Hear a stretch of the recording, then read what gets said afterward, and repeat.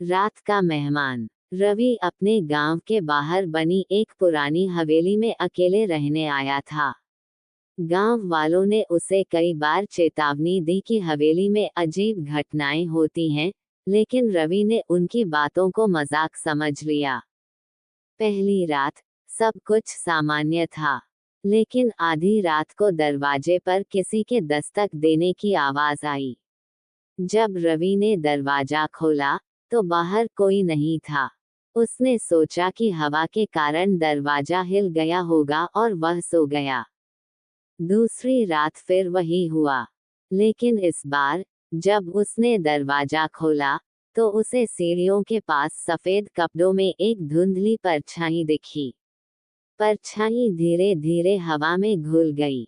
रवि के रोंगटे खड़े हो गए, लेकिन उसने खुद को समझाया कि यह उसकी आंखों का धोखा था।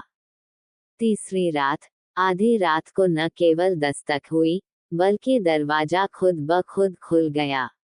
एक ठंडी हवा अंदर आई और रवि ने महसूस किया कि कोई उसके पीछे खड़ा है।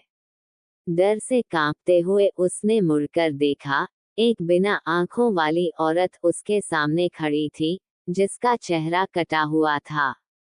रवि चीखते हुए भागा, लेकिन दरवाजे से बाहर निकलते ही उसे महसूस हुआ कि उसके पैर जमीन में धंसने लगे हैं। वह जितना संघर्ष करता, उतना ही नीचे जाता। तभी हवेली की दीवारों से डरावनी हंसी गूंज उठी। अगली सुबह गांव वाले हवेली के पास पहुंचे तो वहां सिर्फ रवि के पैरों के निशान थे, लेकिन रवि खुद कहीं नहीं था।